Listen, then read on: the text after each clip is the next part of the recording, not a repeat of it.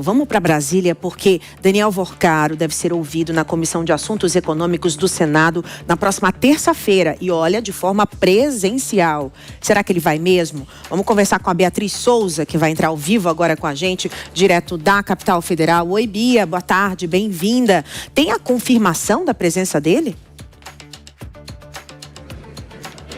Olá, boa tarde. Boa tarde para todos que acompanham a gente. Isso mesmo, foi confirmado, então, o depoimento de Daniel Vorcaro para a próxima terça-feira, dia 3 de março. O senador Renan Calheiros, que é o presidente da Comissão de Assuntos Econômicos, confirmou esse depoimento de Vorcaro e disse, inclusive, que ele vai vir de voo comercial. Até então, a defesa de Vorcaro tinha apresentado 3 alternativas para que Vorcaro falasse à comissão. Uma delas seria que o depoimento seria feito em São Paulo, então os parlamentares iriam até a capital paulista. A segunda, que esse depoimento seria feito de forma virtual, e a terceira, que ele aconteceria aqui em Brasília de forma presencial na próxima terça-feira. O senador Renan Calheiros levou essas opções para a Comissão de Assuntos Econômicos, que aconteceu nesta terça-feira, e então, por uma votação, os parlamentares do colegiado decidiram que será feito de forma presencial na próxima terça-feira. Lembrando que essas 3 alternativas também foram apresentadas ontem para a CPMI do INSS e foram negadas veementemente pelo presidente da comissão, o senador Carlos Viana. A Comissão de Assuntos Econômicos tem um grupo de trabalho específico para poder acompanhar essas investigações do caso Master, do Banco Master. E, inclusive, a atuação principal é entender quais foram os órgãos responsáveis e as decisões que levaram à liquidação do banco. E segundo o senador Renan Calheiros, Daniel Vorcaro está sim disposto a falar junto à Comissão de Assuntos Econômicos, a CAI. Então está aí confirmado o depoimento de Daniel Vorcaro. Inclusive hoje, nesta terça-feira, o presidente da Comissão de Assuntos Econômicos, Renan Calheiros, tem uma reunião com o ministro André Mendonça, que é o relator desse caso no Supremo Tribunal Federal, para tratar de assuntos relacionados ao Banco Master, essa investigação do Banco Master. Volto com você.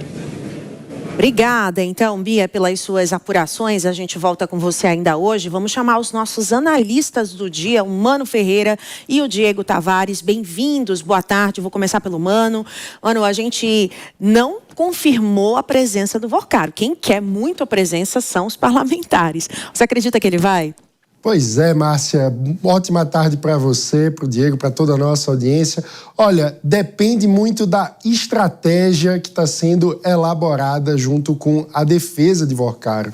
Esse vai e volta acaba sendo também uma emissão de sinais para parlamentares que estão conectados com a trama do Banco Master. A cada vez que há a possibilidade de Vorcaro abrir a boca, certamente há muita movimentação nos bastidores. No fim das contas, o ponto é, Vorcaro se sente devidamente protegido ou se sente abandonado por aqueles que antes eram sócios de suas operações?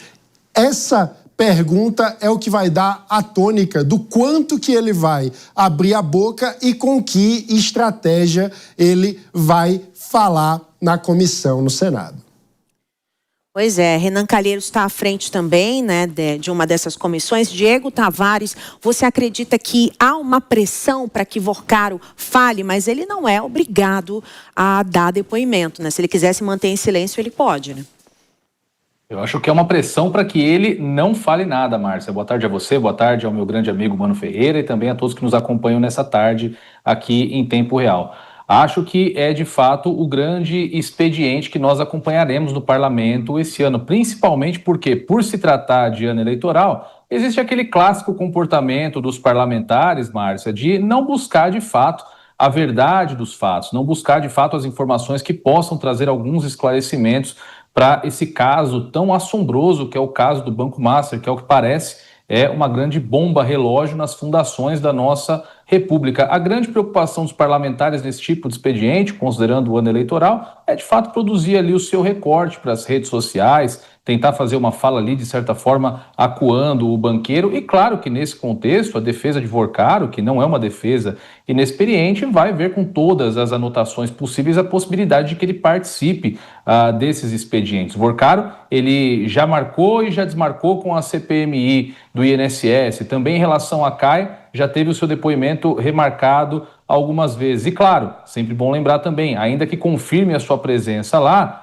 por decisão do ministro André Mendonça, o novo relator do caso do Banco Master, ele já não é mais obrigado a comparecer em nenhum desses expedientes. A grande resposta que, de fato, nós brasileiros estamos esperando sobre esse caso é a resposta do Poder Judiciário. Claro que é importante o expediente do Parlamento, mas é lá no Poder Judiciário que, de fato, nós estamos esperando algumas respostas em relação a esse caso do Banco Master, que já sacrificou, veja só, quase 50% do fundo garantidor de crédito com as sucessivas liquidações de bancos menores e que, sem dúvida, vai ter um impacto no bolso de cada um de nós brasileiros.